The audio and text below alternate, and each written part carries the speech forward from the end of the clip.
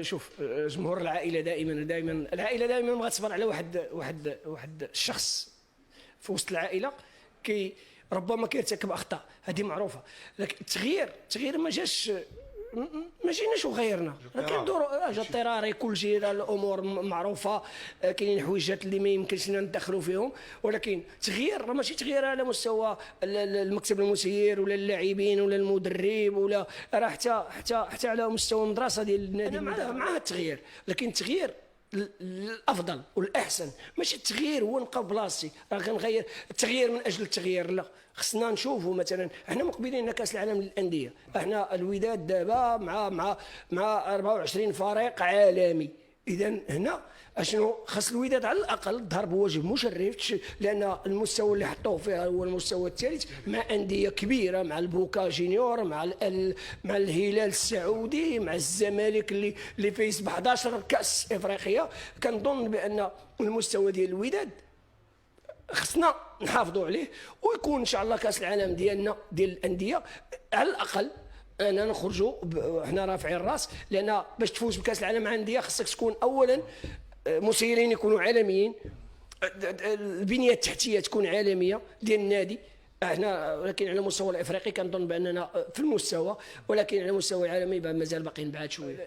اذا كان الانسان ما كيعرفش البطوله المحليه، يعني الدوري المغربي ما كيعرفوش ولا سبق اشتغل به، ولا على الاقل يكون معك واحد الشخص اللي جالس بجانبك هو اللي كيوريك بعض الاشياء اللي ربما انت بعيد عليها ما كتعرفش. مكوينه مدرب شاب، مدرب اللي جا خدم مع ساندانز، حقق معها القاب، ولكن الدوري الجنوب افريقي ماشي هو الدوري المغربي. العقليه اللي جاي بها مع اللاعبين اللي دابا جابوا تقريبا الوداد، شكون اللي بقى فيها كنظن جوج لاعبين ولا ثلاثه، وحركاس كان الموسم هذا. اذا باش تغير 99% من الفرقه وكتجيب هاد اللاعبين، كنظن بان طريقه لعب جديده وحتى العقليه لان هاد اللاعبين راه اغلبيه لعبوا في الدوزيام ديفيزيون فرنسا. كنشوفوا انا ضد الفكره ديال مثلا نجيب برازيلي، انا نجيب ديزافريكان مثلا اللي لعبوا معنا.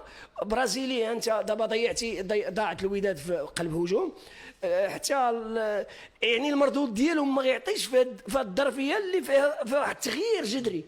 ومثلا امتى تبغي هاد البرازيليين ولا هاد نيانغ اللي جبتي ولا بعض اللاعبين، ملي كانت عندك الفرقه 10 سنين وهي كتلعب على البطوله وكتلعب في الشامبيونز ليغ، كتقدر تدخل واحد مع العمرود، مع عطيه الله، مع جبران، مع ابو الفتح السعود اعمده فوالا، كيهزوك كيدخل واحد اليوم كيهزوا واحد الثاني جوج، كتحس بامان. دابا انا بالنسبه لي انا كنشوف الوداد ملي كيبغيو يلعبوا كل واحد كيدير لعبه، كنشوفها والله اعلم، هذا رايي. كنشوف كل واحد تيبغي يبين الجمهور بانه راه كاين. وزيد على هذا ان كل مقابله عندها تشكيله ديالها ما ربما مطيع وحركاس اللي ما تبدلوش بزاف، وكنظن مفيد ظاهر ايمن اري ضربه. اذا هنا صعيب الامور باش تاخذها بديك الجديه وتبقى غادي. الوداد في الصف الثاني ولا في الصف الثالث ولا في الصف الرابع اكسبلوا. بالنسبه لي انا شخصيا الجمهور راضي على هذا الرابع، ولكن كنظن ما خصناش نفرطوا. على الاقل هذا العام نمشيو غادي لا كوب دي موند ماشي مشكل، ولكن العام الجاي خصني على الاقل ندخل المنافسات الافريقيه اللي مولفنا على الوداد دائما ندخلها اما تشامبيونز ليغ ولا تدخل سميتو الفيدراليه، باش يبقى الوداد غاديه مع هاد اللاعبين. فوالا هاد العام غيكون قلبوا على الانسجام. هذا الشيء اللي كاين كيقلبوا عليه دابا. راه كيفاش كيبان لك انت الى حدود 12 دابا؟ شوف المستوى ديال اللاعبين، لا كاليتي ديالهم في المستوى ما الاستثنينا، ما نقدرش نقول سميات ولكن الاستثنينا. اما في المجمل القول اللاعبين كلهم يقدروا يديروا اكسبلوا من عندهم. ولكن الا كان ذاك اللعب جماعي وما يفكرش بان الوداد راه ماشي ديال واحد ولا ديال جوج ولا ديال الرئيس ولا ديال الوداد، راه وداد الامه هذه. الوداد راه كيبغي هو كلشي، الرئيس راه كيدير خدمته، اللاعبين خصهم يديروا خدمتهم، كل واحد خصو يدير خدمته باش بقى الوداد دائما في ذاك المستوى اللي كنعرفوه ويرجع للجمهور. وبزاف الامور خصها من تغير الاماكن. هما بجوج وحده كتكمل وحده. دابا انا مدرب غندخل بواحد الاستراتيجيه ديال اللعب ديالي، بواحد التكتيك، بواحد المفهوم، بواحد المنظور. كنجي كنلقى لعابه. اولا كاين اللغه لان اللغه كتلعب دور.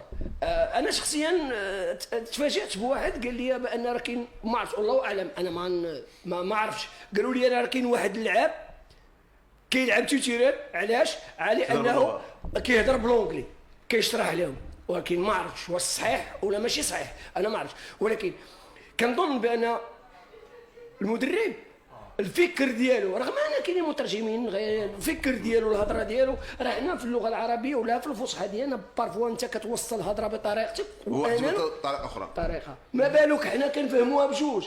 ولكن راه كاينين الناس ما كيفهموش لونجلي، وحتى هذاك اللي غيشرح باش يشرح ليه راه غتلقى صعيبه. انا ماشي ضد اللغه، ولكن الفكره. وفي هذا الجانب اللي تكلمتي عليه دابا هو اللي ناقص الوداد. هو اللي السلام عليكم. لا تنسوا الاعجاب بالفيديو والاشتراك في القناة تشجيعا لنا لنستمر بنشر المزيد إن شاء الله.